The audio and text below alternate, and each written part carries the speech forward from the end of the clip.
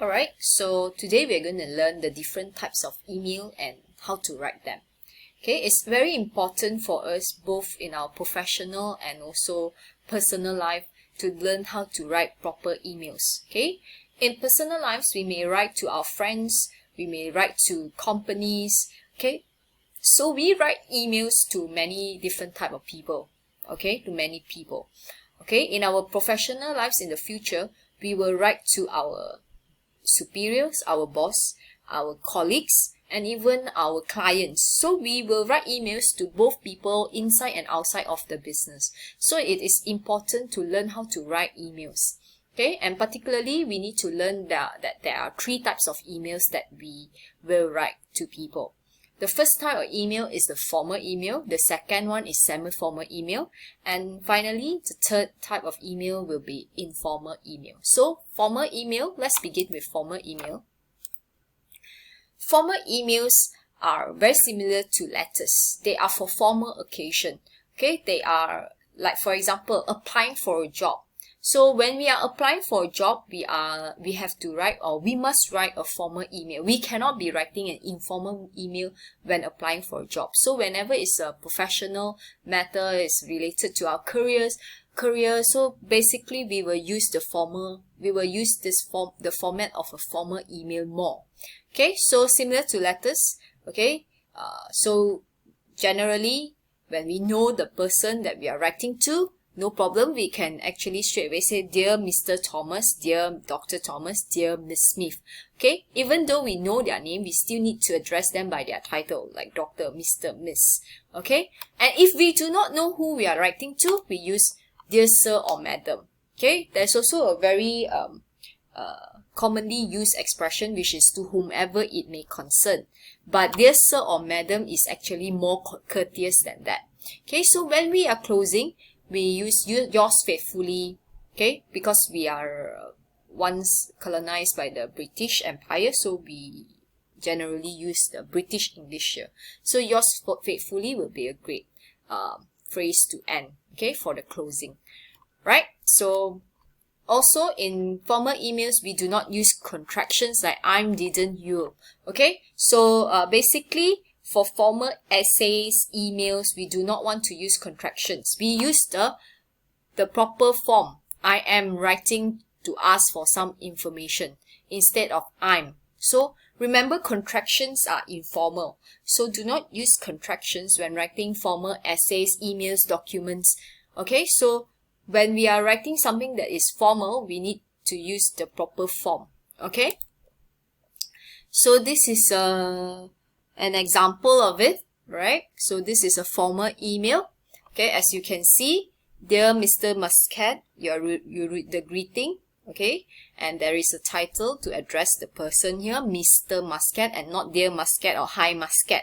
Okay, so it must be very proper and formal. Okay, so regards Jonathan Brincat. Okay, so everything is very formal here, as you can see. Okay, so there are no contractions used. Okay, it starts appropriately and it ends appropriately as well, and no contractions used. Alright, so in terms of informal emails, okay, informal emails are also sent between colleagues, right? In many companies, we use the informal emails format to send emails between colleagues. Okay, so but however, informal emails are more often used for people that we know very well. For example, our best friend, our friends, our family. Okay, so when we are sending emails to people like that, we generally use the informal emails. Okay, so how do you open in an informal email? So it's like we can use like hi, hello John, hi Olivia, okay, or even just hello, hi, or even just John. Okay, so when it comes to informal email, you do not need to actually greet appropriately. You don't even have to greet, okay? And in the closing, you can just say thanks or just end it with your name, John, okay? And in some situations, some people even just put their initials J, okay? So informal emails, we do not have a very fixed format, unlike formal emails where you have to greet first, then you have to write the email properly, the content properly, and then you actually close properly. In informal emails, as you can see, it's rather casual. Okay, so hi John, hi, hello Evelia, hello. You don't even need anything to begin with. No opening is even needed. When you're closing, you can just close with your initials. So informal emails are rather loosely formatted. Okay, I would say. So this is an example of informal email. Can you see it started with just hi Denise? Okay, can you see it? There are a lot of contractions. Okay, that they use. Okay, for example, I couldn't. This is a contraction. Can you say it's more like chatting instead of like a proper letter that's being written here.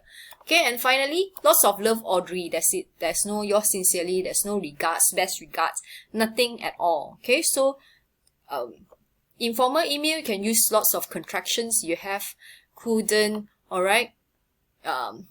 Yeah, and you don't need to greet appropriately. You don't have to even close appropriately. It can be very, very casual. Okay, so this is informal email. Now let's look at semi-formal emails. Semi-formal emails, unlike informal emails where we send it to people that we are very close to, semi-formal emails are sent to people that you are not very close to. You know them, but you are not very close to them. So one of the best way is actually just to copy the style of email of the person that's writing to you. Alright, so if you are writing to them first, you don't have to be so formal like the formal email, and don't be too casual like the informal email. I would say try to strike a balance in between informal and formal email. So the opening can be Dear John, Dear Olivia, instead of hi, hello, which is very casual. And closing, you can say thanks, best regards, yours, instead of just John, lots of love. This is very informal. Okay, so you can just close. I would say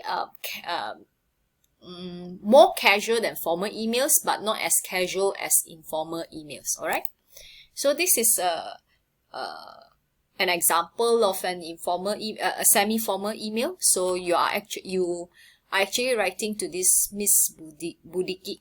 Okay, so you have left something in your school. Okay, so you are writing to her. You know her and she knows you too, but both of you are not very close. Okay, so you're writing to her to actually want to take to retrieve your belonging. Okay, so you can start with Dear Mr. Budiki because probably she's of a higher authority than you. Okay, so you just talk about what you want to actually say in that email. Okay, and if you notice, unlike the formal emails, you can use you can use contraction in the semi-formal emails. Okay, but it still maintains a certain level of formality, I would say. Okay, so you can use contractions, but you need to start appropriately and then just end appropriately as well. So it's not like it's very formal, but still it is not as formal as formal emails and not as casual as informal emails. Okay, something in between. Alright, so next we will actually look at some of the formal and informal vocabulary. Okay, so for formal, when we write a formal email and when we write an informal email, the usage of our vocabulary will differ. Okay, for formal emails we will use words like thank you. Informal, we can just use thanks. And formal, I would like to apologize for. Okay, but in informal, we can just say sorry for. And we look at formal, I would appreciate it if you. Informal will be can you. Formal would be would you happen to know. Informal will be do you know. Okay, so it's very, very formal if you look at it. Informal is like very casual, like you are talking to that person. Formal is more like you are writing to that person. So informal, remember the difference between formal and informal vocabulary. Formal vocabulary will be like more proper, like as though you are writing. Informal will be like as though you are talking. Alright, so I hope you understand the difference. Alright, thank you very much.